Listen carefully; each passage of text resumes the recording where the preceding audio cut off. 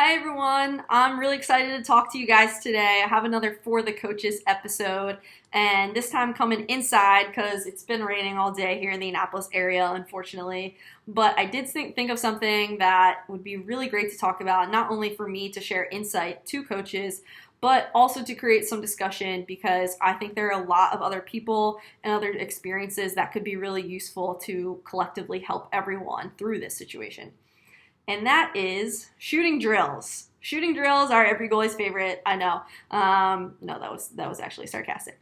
For me, they were a really big struggle, and I know that the same is true for a lot of other goalies.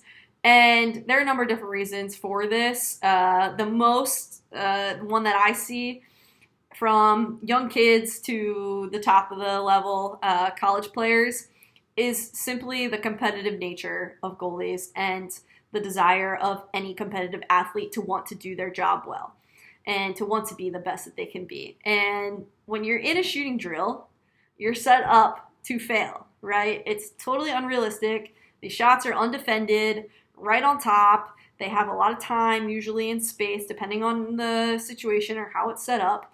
And so what happens is just, you get 5 goals scored in a row. And so naturally, goalies are going to get frustrated with this. However, that frustration keeps growing and growing and growing. And then we have this frustration and we lose our ability to focus on the ball. And so this is just further propelling us forward.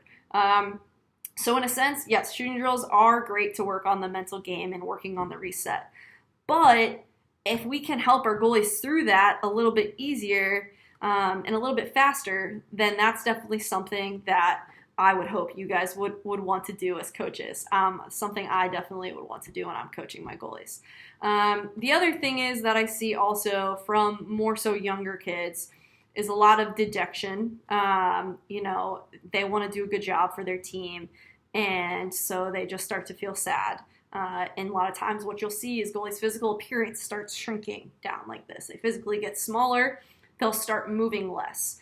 And this is problematic because now you're taking away the whole point of a shooting drill, right? The point of a shooting drill is so that the attackers get better. It is for the attackers. In a sense, can it make the goalies better? Absolutely. Like I said, I do think it's really great for building up that mental fortitude that we need to really get over that. But it also is difficult when you're getting shots breathing down your neck constantly and you're unable to do the job that you want to do. But with that being said, another reason is simply the injury factor, okay? A lot of times, as soon as goalies step into the shooting drill, they immediately get scared and they're not as explosive as they normally would be in another situation. Again, understandable. If you have ever put on the thigh pads, you know they do nothing. Also, for some reason, every single team has them. There's always at least one person that always hits the goalie, and I don't know why, but simultaneously, it is the person that always shoots the hardest. I wish I knew the answer to this, why this always happens, but it does. And so for that reason, again, goalies just get really frustrated going into the shooting drill. So what can you do as coaches to get the most out of your goalies and then help your attackers improve the most, okay?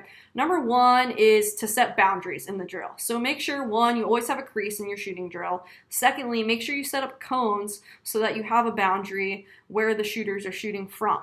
Too many times I see no line set at all and attackers are shooting right on top of the goalie already as it is. And we know it's an open shot to begin with, so let's try to set it up and at least give the goalie somewhat of a chance to make a save here. Because what ends up happening, what I see, is that goalies in their state of frustration with the drill, they start doing things that they wouldn't do normally. And so that's not benefiting the goalie either to get into those bad habits. So you do want to try to make these drills as realistic as possible, as much as you want to get the attackers a lot of reps on cage, which I totally understand. The next thing you can do is to set expectations for the drill and to create a focus for the drill for your goalie. Okay, so one, telling the goalie, hey, if you need a break, you get hit, take it. Hey, if goals are going in, don't worry about it. That's not our focus right now for this. Your job is to solely save this ball right now. And continue to say that because it's going to take a couple times for them to actually let it sink in. For this drill, I want you to focus on holding. For this drill, I want you to focus on driving your top hand. For this drill, I want you to focus on really exploding on your first step as much as you possibly can. And I have seen firsthand with goalies that I've worked with and as a coach, a team coach, I'll see it happen right in front of my eyes. They get dejected. I have to pull them out. We have a conversation. I say, I feel you. All right. I know this is challenging, but I just want you to focus on this one thing. And it's just boom, change of a switch like that, and a new goalie has entered the building. Because knowing that the coach understands that this drill is difficult for them, knowing that the coach understands how it feels, and then on top of having a coach tell them, okay, this is what I expect from you, that totally changes the game for them. And they have this oh moment and then can go in and focus on that. And they're not thinking about the 5 goals that went in beforehand. They're setting up each rep ready to focus on whatever it is that you tell them to focus on.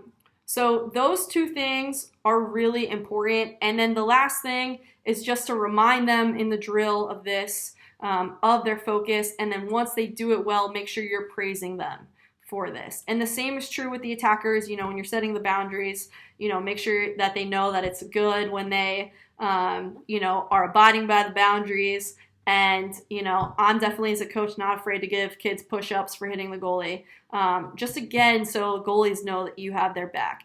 Because I've also had the experience as a coach, even as a goalie, okay, a former goalie, when I've gotten frustrated at a kid who is, you know, in high school and, you know, they're bailing on the shooting drill every time. And it's like they get, you know, 2 shots in and then they bail out. And so for me as a coach, I know if that's difficult to see and experience, it must be difficult for others as well. So in those moments, really trying to think about the goalie and what you can do to have them reset in the moment and really change their focus. So again, instead of worrying about those goals going in, really try to focus on what they can do to make themselves better.